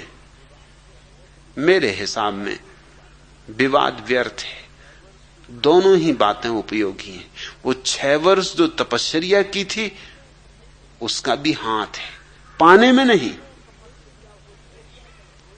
पाया तो तपश्चर्या को छोड़कर, लेकिन तपश्चर्या का हाथ है तपश्चर्या को छुड़ाने में। तपश्चर्या करते करते एक बात दिखाई पड़ गई कि यह पागलपन है, इसमें कुछ सार नहीं। संसार तो पहले ही छूट चुका था, अब ये मोक्ष भी छूट गया, मोक्ष पाने की आकांक्षा भी छूट गई। लोभ की जो अंतिम रेखा रह गई थी वो भी विलुप्त हो गई। तो तपश्चर्या ने इतना काम किया, जैसे एक कांटा गड़ जाता है तो हम दूसरे कांटे से उसको निकाल लेते, फिर दोनों कांटों को फेंक देते। ऐसा नहीं है कि पहला कांटा फेंक दिया और दूसरे को संभाल के उसके घाव में रख लिया कि इसकी बड़ी कृपा है। किस शब्दों में इसका आभार करें। एक कांटे से दूसरा निकल गया, फिर दोनों हम फेंक देते हैं। ऐसे ही तपश्चर्या से एक व्यर्थ बात मन में अटकी थी कि पाने से मिलेगा परमात्मा, वो बात निकल गई। परमात्मा तो मिला ही हुआ है, दौड़ खत्म हुई, चाह मिटी कि पाया। पाया तो सदा से था ही, तुमने एक क्षण को भी परमात्मा खोया नहीं है नवल किशोर। इसलिए पहले तो ये भाषा छोड़ दो पाने की, ये लोभ की भाषा है, ये धंधे की भाषा है, ये व्यवसाय की भाषा है। दूसरी बात, तुम कहते हो किसी संत के दिए हुए मंत्र को दोहराने से। पहली तो बात, तुम कैसे जानोगे कौन संत है? अगर तुम यही पहचान लो कि कौन संत है तो तुम खुद ही संत हो गए। केवल संत ही संत को पहचान सकता है।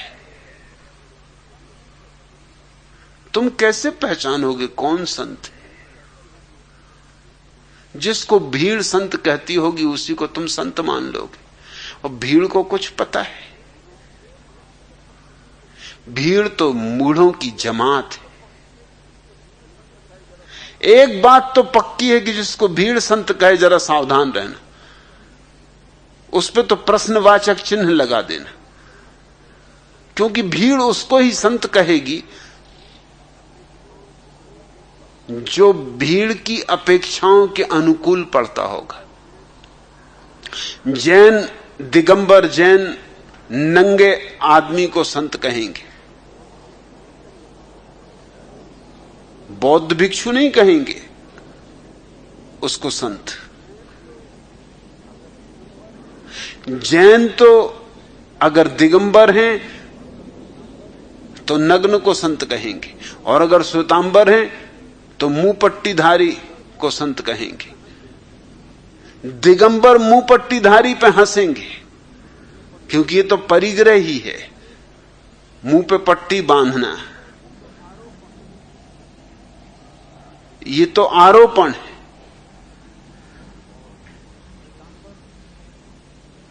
और श्वेतांबर नग्न जैन मुनि पे हंसेंगे कि ये तो अशोभन है, अशिष्ट है, अभद्र है। सूफी फकीर हिंदू फकीर पे हंसेंगे कि ये भी कोई संतत्व है, और हिंदू फकीर सूफी पर हंसेंगे कि ये भी कोई संतत्व है। ईसाई तो उसको संत कहेंगे जो दरिद्रों की सेवा कर रहा हो, और भारत में संतों ने कभी किसी की सेवा नहीं की, ख्याल रखना। यहां तो संतों की सेवा करनी पड़ती। यहां तो जैन अपने संत के जब दर्शन को जाते, उनसे पूछो कहां जाते हो, तो वो कहते हैं संत की सेवा करने जा रहे। संत और सेवा करे, कौन करवाएगा संत से सेवा? क्या पाप करवाना है अपने हाथ से? समझ लो कि महावीर स्वामी मिल जाए, तुम्हारे पांव दबाने लगे, तुम दबाओगे? तुम एकदम उछक के भाग खड़े होगे, हे प्रभु बचाओ, ये क्या कर रहे हो? आप और पैर दबा रहे हो, क्या सदा के लिए नरक में गिरवा दोगे? कि बुद्ध मिल जाए और एकदम तुम्हारी चंपी करने लगे?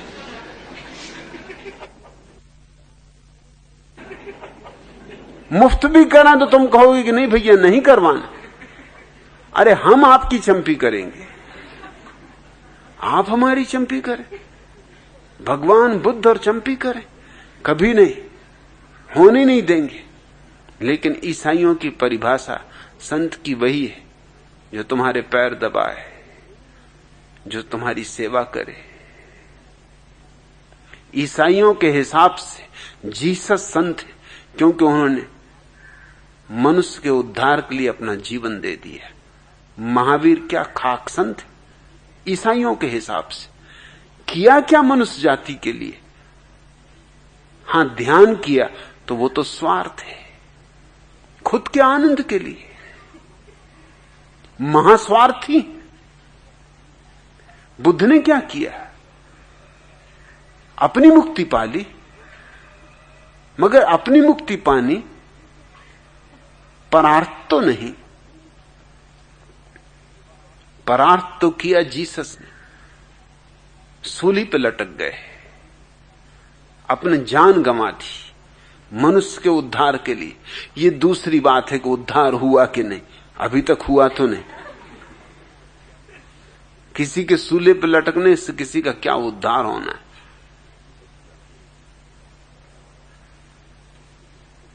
महावीर अपने बाल नोचते थे, केस लुंज करते थे, और बौद्ध भिक्षु हंसते थे कि ये पागलपन। और बौद्ध भिक्षुओं की बात में भी अर्थ है, क्योंकि अक्सर स्त्रियां जब पगलाती हैं तो बाल खींचती। तुमने देखे होगा कि स्त्री रूठ जाती, एकदम बाल नोचने लगती। अगर पागल खाने में जाओ तो तुमको कई पागल मिलेंगे जो बाल नोचते। बाल नोचना कुछ पागलपन का हिस्सा है। तो बौद्धों को तो लगा कि महावीर का दिमाग कुछ खराब, बाल नोचना। लेकिन महावीर को मानने वाला मानता है कि महावीर का त्याग परम है। वो उस्तरे का भी उपयोग नहीं करते। अब ये क्या उस्तरे को रखे फिरना? उस्तरा वैसे भी घातक, कहीं किसी पे गुस्सा आ जाए और गर्दन काट दो, या खुद ही पे निराशा आ जाए और गर्दन काट लो। फिर दूसरी बात ये कि उस्तरे पे निर्भर होना, वस्तु पे निर्भर होना है। महावीर तो वस्तु मुक्त है, वो तो किसी तरह की पर निर्भरता नहीं मानते। अब किसी नाई से जाके बाल बनवाना, वो भी जस्ता नहीं, उसका मतलब हुआ कि नाई पे निर्भर हो गए। मोक्ष में पता नहीं नाई मिलते हैं कि नहीं मिलते।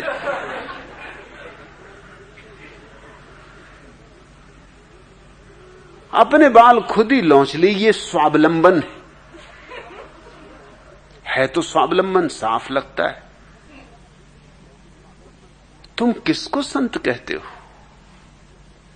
संत की तुम्हारी परिभाषा क्या है? परिभाषा तुमने पाई कहां से? तुम्हारे आसपास जो भीड़ होगी वही तुम्हें परिभाषा दे देती कि इस तरह का आदमी संत होता है। एक बार भोजन करता हो तो संत, इस तरह बैठता हो, इस तरह उठता हो तो संत। भीड़ की अपेक्षाएं जो पूरी करता वो उस भीड़ के लिए संत। नवल किशोर, तुम कहते हो क्या किसी संत के दिए हुए मंत्र को दोहराने से और संत और मंत्र देगा? असंभव। क्योंकि मंत्र शब्द बनता है उसी धातु से जिससे मन बनता है। मन तो मंत्र से ही बनता है। मन का काम ही क्या है? तुमने कभी ख्याल किया? मन का काम है सलाह देना, ऐसा करो, वैसा मत करना। इसलिए तो हम सलाहकार को मंत्री कहते, सलाह देता है कि ये करो वो करो। मन जो है वो मंत्री है, वो सलाहकार है। मन और मंत्र संयुक्त है। मंत्र यूं समझो कि ईंट है, उसी की ईंटों से बना हुआ मन है। मन से मुक्त होना है, इसलिए मंत्र के द्वारा तो कोई मन से मुक्त नहीं हो सकता। मन का तो उपयोग मंत्र से ही करना होगा।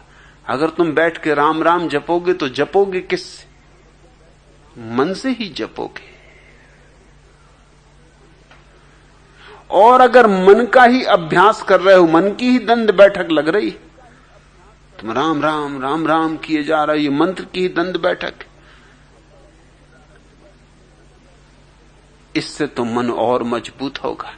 मन से मन मजबूत होता है, और जितना मन मजबूत होता है उतना ही तुम्हारे और तुम्हारी आत्मा के बीच बाधा खड़ी होती।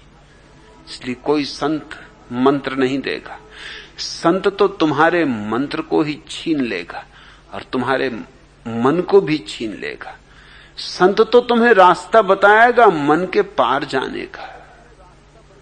हां, अगर तुम्हें मन की शक्तियों को बढ़ाना है, आध्यात्मिक शक्तियों का नाम मत लेना, अगर मन की शक्तियों को बढ़ाना है तो मंत्र उपयोगी है।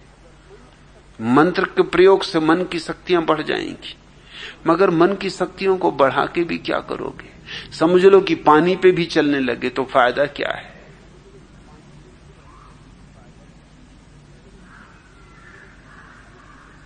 वर्षों की मेहनत के बाद अगर पानी पे भी चलने लगे और कांच भी चबाने लगे तो कोई कांच का नाश्ता करना है? और पानी पे चलने के लिए नावें हैं और सरलता से तैरना सीख सकते हो। लकड़ी की जरा सी डोंगी काम दे देती है। उसके लिए वर्षों की मेहनत करना और पानी पे चलना सीखना और कांच चबाना किस लिए? क्या फालतू बोतलें वगैरह फेंकने में बहुत दिल दुखता है कि कैसी बहुमूल्य चीजें फेंकी जा रही? अरे आज अगर मंत्र सिद्ध होते चबा लेते। क्या करोगे? अगर दूसरों के विचार भी पढ़ने लगे, अपने ही विचार पढ़ के कुछ नहीं मिला, दूसरे का विचार पढ़ के क्या मिलेगा? और कचरा अपना ही काफी है, और दूसरे का कचरा और लेके क्या करोगे? दूसरा अपने विचारों से मुक्त होना चाह रहा है और तुम उसके विचार पढ़ने को उत्सुक हो। मंत्र से मन की शक्तियां जरूर बढ़ सकती। क्यों? क्योंकि मंत्र एक खास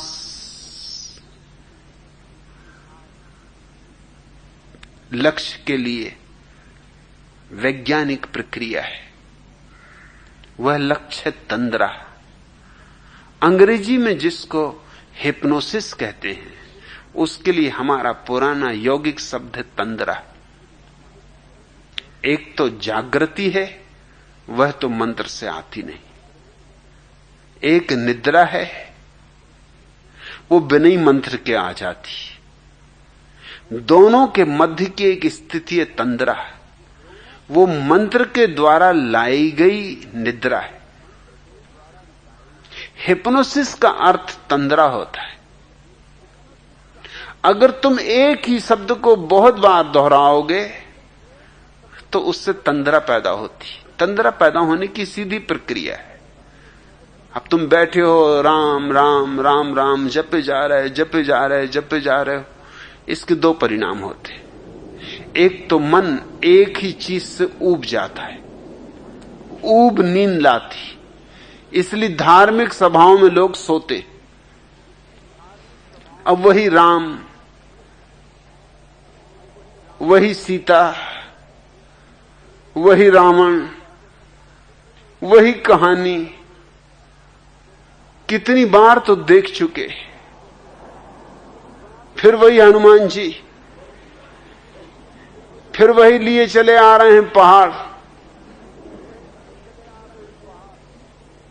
सब वही का वही। तो अब रामलीला देखोगे कि सोओगे? इससे बेहतर सो ही जाओ। इस बकवास को देखने में सार क्या है? रामलीला में तो कभी कभी लोग जागते जब कुछ गड़बड़ हो जाती।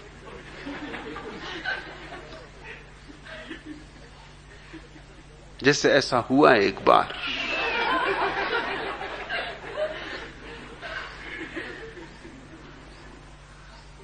कि जब रामलीला शुरू हुई और सीता का स्वयंवर रचा गया, तो कहानी यूं है कि खबर आती है लंका से कि हे रावण, तेरी लंका में आग लगी। तो रावण भागता है। लंका में आग लगी हो तो ये कोई विवाह रचाने का अवसर है। बेचारा भागता अपनी लंका बचाने। ये तरकीब है, ये ऋषि मुनियों की जालसाजी है, ये झूठ है। लंका वगैरह में कोई आग नहीं लगी थी, मगर जब तक वो बेचारा लौटे तब तक यहां मामला खत्म हो गया। उसको हटाना जरूरी था, क्योंकि वो शिव का भक्त था और वो शिव का धनुष था, और उसने प्रार्थना की थी, शिव से उसे वरदान था कि शिव उसकी साथ देंगे, सहायता करेंगे। अरे अपने चमचों की कौन सहायता नहीं करता? छोटे मोटे भी करते हैं, वो तो शिवजी बेचारे बड़े पहुंचे हुए पुरुष। और ये रावण कितनी सेवा किया, उनकी अपनी गर्दन काट काट के रख देता था। अब और क्या चाहिए चमचे से, और क्या चाहिए? तो वो तोड़ देता धनुष बाण। डर था। रामचंद्र जी उसके सामने छोकरे ही थे। एक दो धौल जमाता और तोड़ ताड़ के अपना लेके सीता को रवाना हो जाता, तो सब रामायण वहीं खत्म कर देता। तो उसको भगाना पड़ा। जब तक वो गया तब तक राम ने धनुष्वान तोड़ लिया, विवाह हो गया। अब इसको तो बार बार होता है, तो लोग जाति से अपना इंतजाम करके लेके जाते हैं। रामलीला लोग देखने जाते हैं तो दरी ले जाते हैं, चटाई ले जाते हैं, कंबल तक ले जाते हैं। अपने दरी चटाई बिछा के, कंबल ओढ़ के, मस्त बच्चों को सुला के, फिर खुद भी झपकी लेते। मगर उस दिन कुछ गड़बड़ हो गई, बच्चे तक जग गए। क्योंकि जब रावण को खबर आई कि तेरी लंका में आग लगी, उसने कहा कि लगी रहने दो। लोग थोड़े चौंके कि ये बात क्या है। जनक महाराज भी थोड़े हैरान हुए, अब करना क्या है। रामचंद्र जी की तो सटपटी गुम हो गई होगी। लक्ष्मण बोले होंगे, भैया आप क्या करना। और उसने तो, रावण ने आओ देखा ना ताओ, वो गुस्से में था। असल में मैनेजर ने उसको जितनी मिठाई मिलनी चाहिए थी उतनी नहीं दी थी, कम दी थी। उसने कहा देख लेंगे। तो उसने पहली अवसर हाथ आया दिखा दिया, उठा और उसने तोड़ दिया धनुष। धनुष भी क्या था, कोई शिवजी का धनुष, ये इसकी पौड़ी रखी हुई थी बांध के। उसने तोड़ ताड़ के कई टुकड़े करके फेंक दिए, एक दो नहीं। और उसने कहा निकाल, तेरी सीता कहां है, खत्म करो इस बात को एक बार। क्या हर साल लगा रखा है वो खेल फिर से हो। फिर सारी जनता जग गई, बच्चे रोने लगे, स्त्रियां चौंक गईं, लोग खड़े हो गए, बैठे नहीं कि ये हो क्या रहा है। न देखा कभी आंखों से, न सुना कभी कानों से, ये नई ही रामलीला हो रही। वो तो भला हो जनक का, बूढ़े थे, सयाने थे, पुराने अनुभवी थे, घाघ जिसको कहते, कई रामलीलाएं करवा चुके थे। उन्होंने तत्क्षण मामले को संभाल लिया। उन्होंने कहा भृत्यो, तुम भूल से मेरे बच्चों के खेलने का धनुष ले आयो। अरे ये शिवजी का धनुष नहीं है, शिवजी का असली धनुष लाओ। पर्दा गिराया, धक्का देके किसी तरह रावण को हटाया, दूसरा धनुष बाण लाया गया, और दूसरे आदमी को रावण बना के लाया गया। जनता बड़ी चौंकी कि ये रावण तो दूसरे मालूम होते। वो पुराना पहलवान कहां है? उसको तो 4 आदमी पकड़े अंदर बैठे, वो भीतर से चिल्ला रहा, जी मैं धनुष्बाण तोड़ूंगा, आज मामला खत्म ही कर देना, रफा दफा।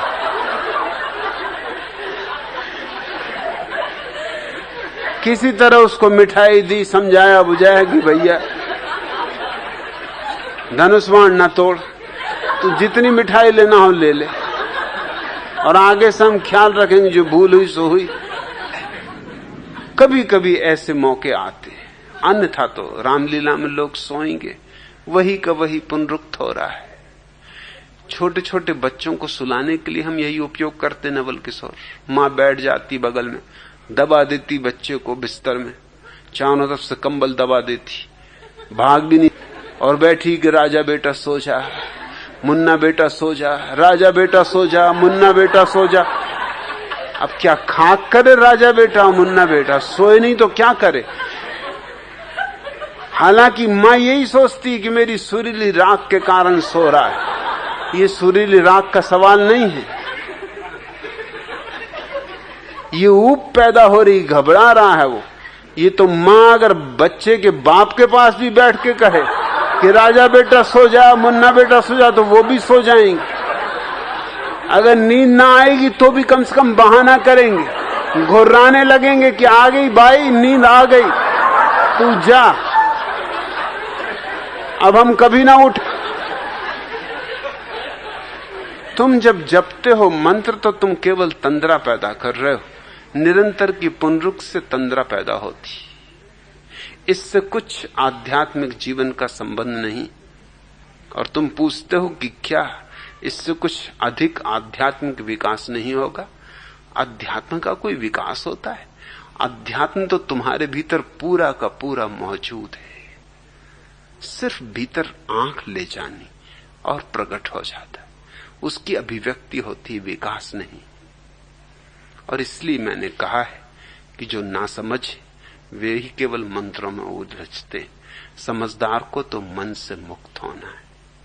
विश्राम का अनहद में विश्राम होगा। आज इतना।